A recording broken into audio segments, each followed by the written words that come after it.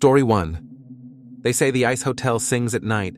Soft creaks, little pops like it's breathing. I thought it was romantic.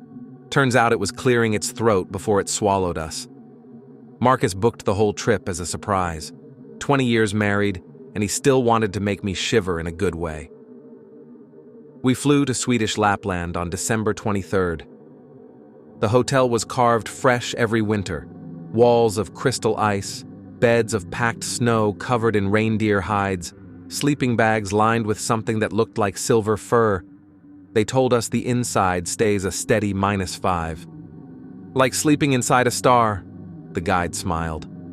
We drank hot chocolate and vodka toasted in ice glasses and crawled into our bag at midnight, giggling like kids. At 3:07 a.m., the world ended with a sigh. I woke to a sound I can't describe. Not a crack, not a roar, more like the sky tearing open. The ceiling dropped. Thousands of kilos of snow and ice fell straight down, soft and heavy and final. The bed folded like paper. I felt Marcus's arms snap under me before the darkness closed. When I opened my eyes again, I was packed in white. Couldn't move my legs, couldn't feel them either. The air was thick with powder. Every breath tasted like freezer burn. Somewhere close, Marcus groaned my name. His voice was wet. I tried to answer and got a mouthful of snow.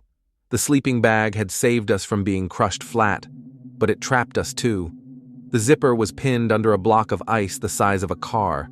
We were zipped in together like a frozen burrito. Above us, muffled screams, someone speaking German, fast and high. Then silence, heavy, listening silence. The temperature was wrong. I felt it right away. Warm, too warm. Water dripped on my face. Drip, drip, drip, like a leaky faucet. The guide had bragged the roof was 2 meters thick. Now it was melting from the outside in. Rain at +5 degrees in December. The news later called it a once-in-500 years warm front. We called it a death sentence. Marcus's breathing turned bubbly. I found his hand in the dark and felt the bone sticking through his sleeve. He kept saying sorry, like it was his fault the sky fell. I told him to shut up and save air. Hours passed, maybe 3. The ice around us softened into slush.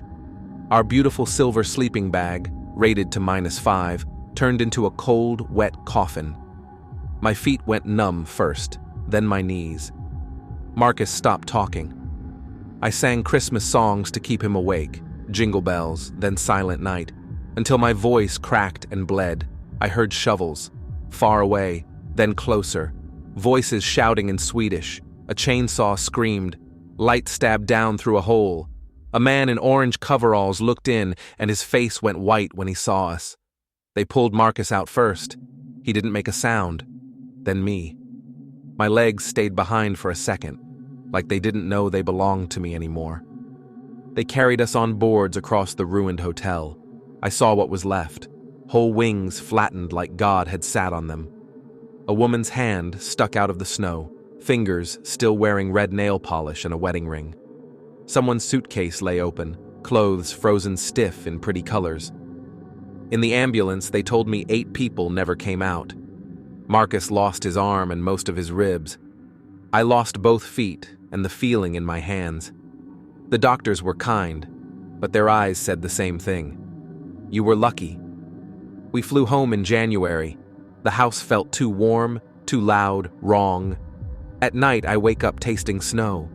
I feel the weight on my chest again, hear the soft creak of the ice singing its lullaby.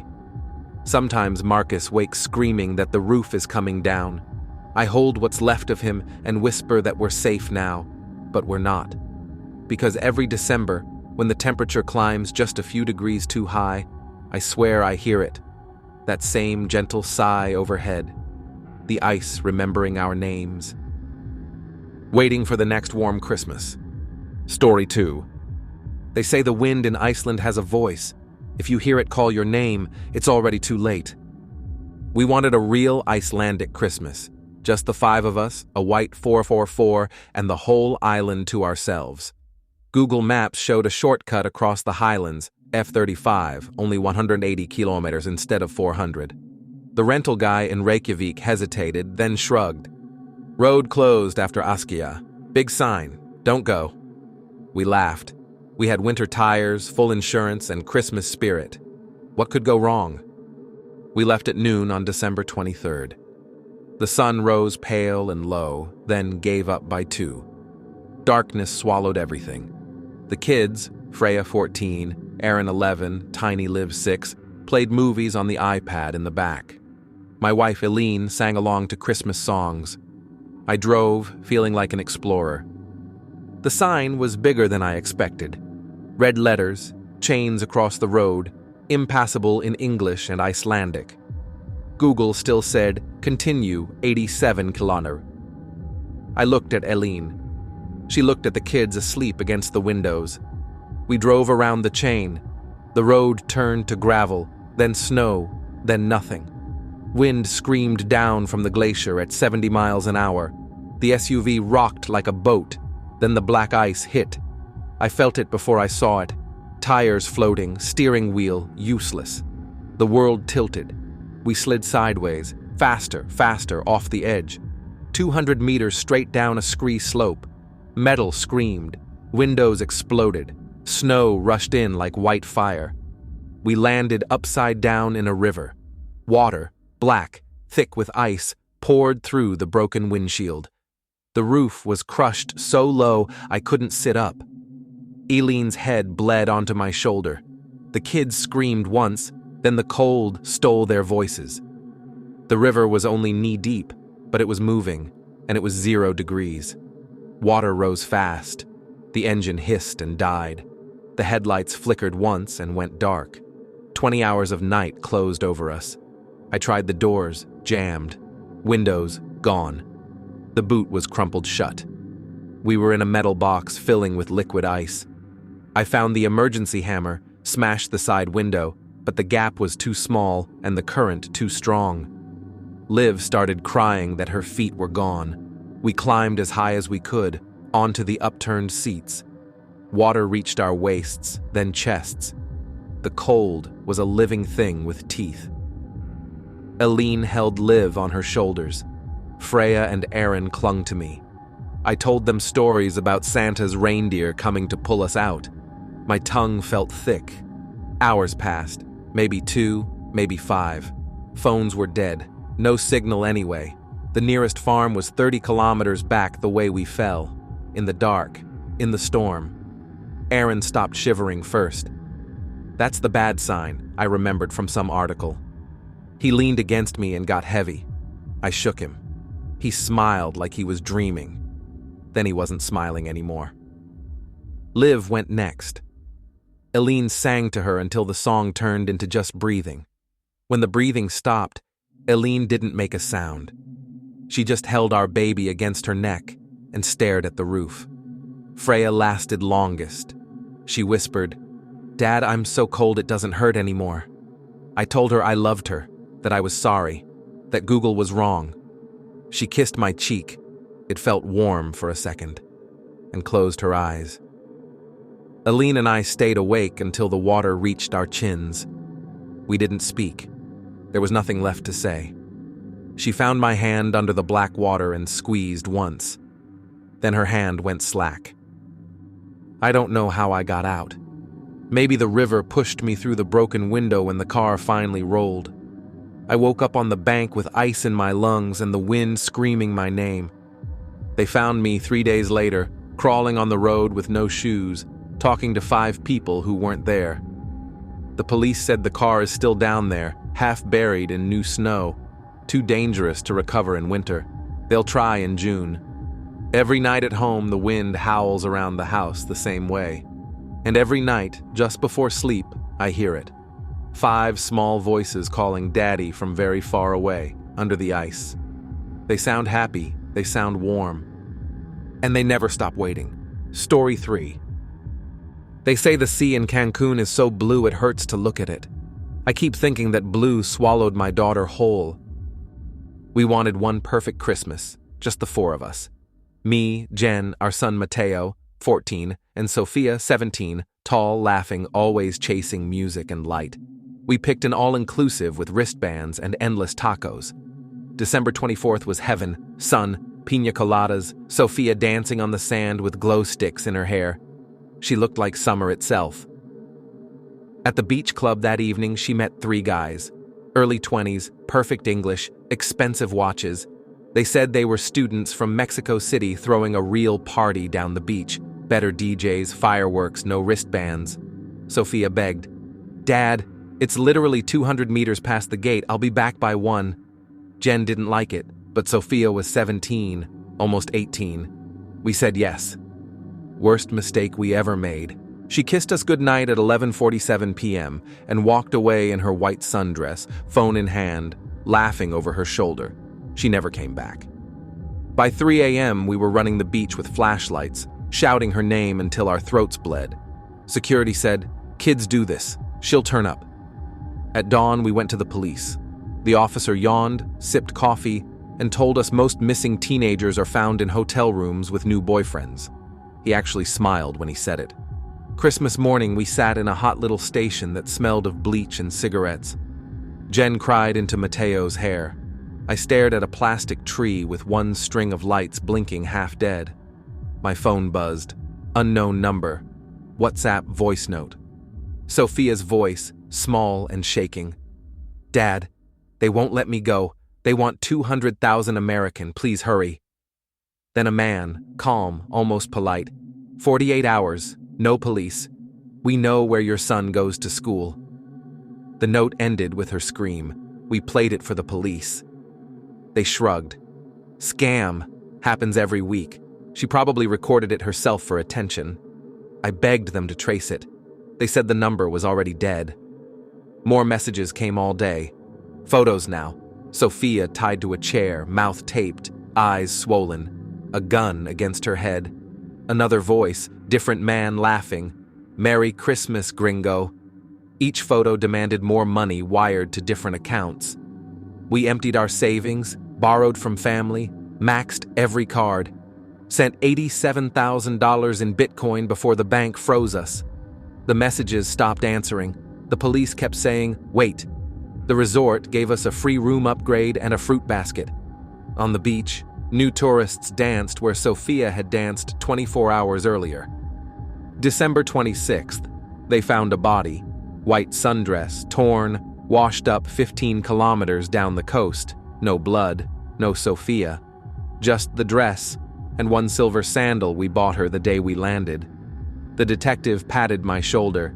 "See, she's still alive somewhere, maybe Cozumel with a boyfriend." He said it like it was Christmas. "Go home, she'll call when she's ready." We flew home without her. The plane was full of happy people wearing new sombreros. Mateo slept with Sophia's hoodie over his face, so no one would see him cry. 6 months later, the messages started again. Same number that was dead. Just photos now. Sophia older, thinner, eyes empty. Different rooms, different bruises. No words, no demands. Like someone reminding me she's still breathing somewhere I can't reach. The police here say it's a cruel prank. I say it's proof she's alive. Every Christmas Eve, I sit on the balcony with my phone on the table, volume all the way up, waiting for the next picture. The sea down there is still that hurting kind of blue. And sometimes, when the wind is right, I swear I hear dance music from very far away, and a girl laughing the way Sophia used to, before the blue swallowed her. Story 4. They say the mountains keep secrets better than people do. This one kept ours until the smell gave us away. Alex surprised me with the trip. One quiet Christmas, just us. No phones, no family, no noise. The chalet sat alone above an Austrian village, wood walls dark with age, a red sauna hut glowing in the snow like a lantern. The owner, an old man named Franz, handed us the key with a toothless smile. "Best sauna in the valley," he bragged. "Burns slow, heats deep, you sleep like babies." We arrived December 22nd. Snow fell soft and thick. We skied all day, drank glühwein by the fire, made love on a bearskin rug while the logs cracked and popped. At 9 that night, we decided to try the famous sauna. Pine benches, river stones still warm from the afternoon fire. We poured water on them until steam wrapped us like blankets. The heat sank into our bones.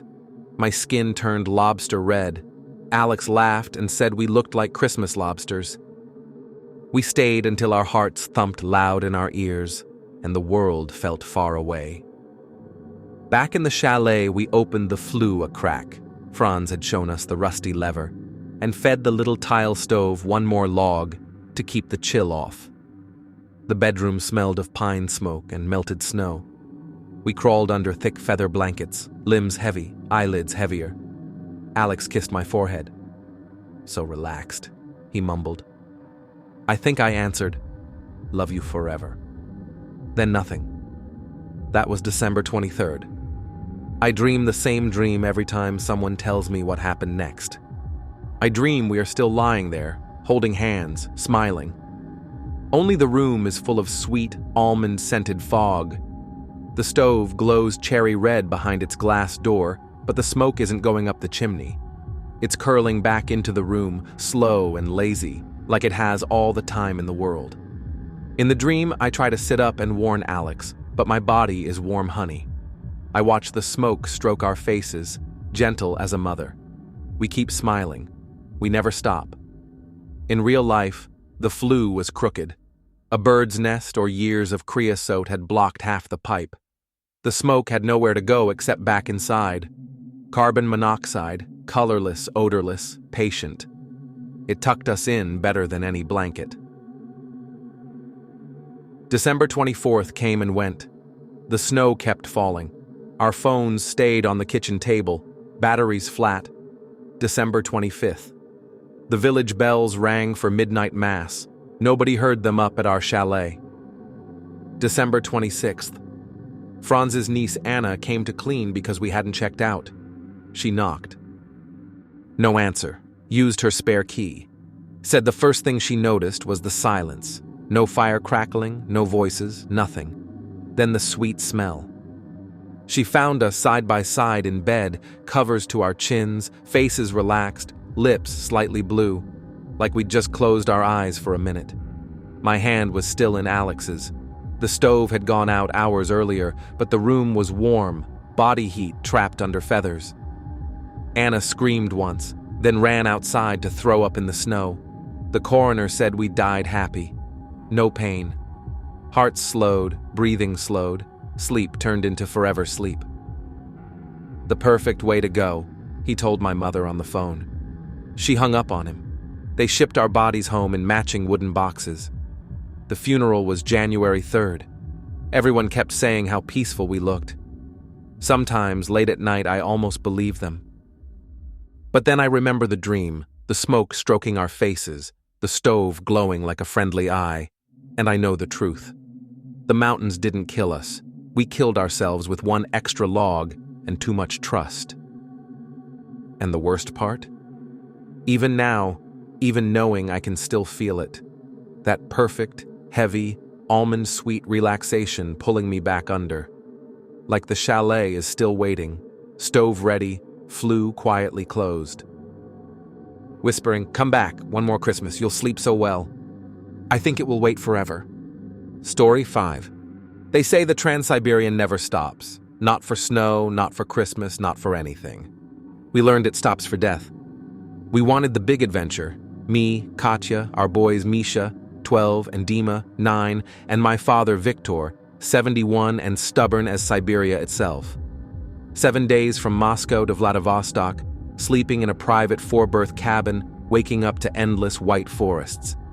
We boarded on December 21st with a bag of tinsel, a tiny plastic tree, and 2 bottles of good vodka for New Year's. The first 3 days were magic. Snow so deep, it looked fake. Babushkas selling hot pies at every stop. We drank tea from the samovar, played cards, sang Christmas songs in 3 languages. The boys pressed their noses to the window every time the train slowed, hoping for wolves. Then, on the 4th night, somewhere past the Ural Mountains, the train braked so hard we all fell out of our bunks. The lights died. Outside, red flares and shouting. A freight train carrying coal had derailed 20 kilometers ahead. Tracks torn up, nothing moving east or west. The conductor came through, pale as paper. Small delay, maybe tomorrow. He gave each cabin one extra blanket and walked away. Tomorrow never came. By morning, the temperature outside was -50. Inside, the heaters clicked off one by one. The train ran on electricity from the locomotive, with no movement, no power. Pipes froze and burst. Toilets turned into blocks of yellow ice. The restaurant car closed after 2 days. No diesel for the kitchen. We got one bowl of cold kasha per person and a cup of snow to melt. Day 4, the vodka ran out. People started burning the wooden seat cushions in the samovar to make hot water. The air turned black with smoke and coughs. Day 5, the boys stopped asking when we were leaving. Misha's lips turned blue even under 3 hats. Dima kept falling asleep standing up. Victor gave them his coat and sat in his shirt, pretending he wasn't cold. His fingers went black at the tips. Day 6, an old woman in the next compartment died quietly in her sleep. They wrapped her in curtains and left her in the baggage car. Nobody cried. We had no water left for tears. Day 7, the crew told the truth. Rescue trains were coming, but coal comes first. Russia needs coal more than passengers. We were low priority. Maybe next week.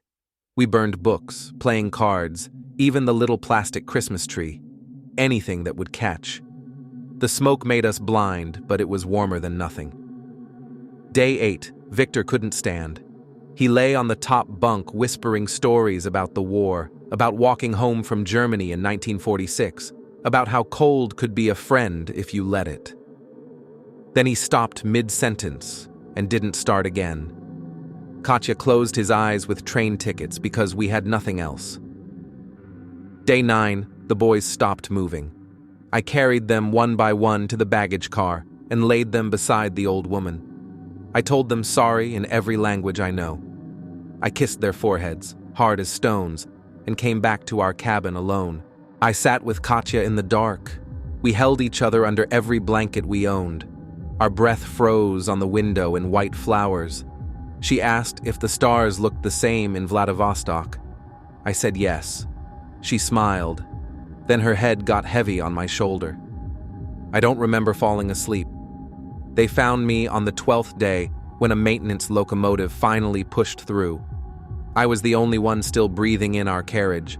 They said I was singing Silent Night in Russian when they opened the door. I don't remember singing. Now I'm home. The apartment is warm. Too warm. I keep the windows open freezer at night just to feel something honest. Sometimes the radiator knocks exactly like the train on the rails. I sit up straight, heart racing, waiting for the brakes to scream again. And in the quiet, I swear I still hear 4 voices very softly, from the top bunk, from under the blankets, calling, "Papa, Papa, it's so cold." I pull the covers over my head and whisper, "Soon, my loves. The coal is almost delivered. Then they'll come for us." I'm still waiting. For more stories like this, share and subscribe Goofy Horror.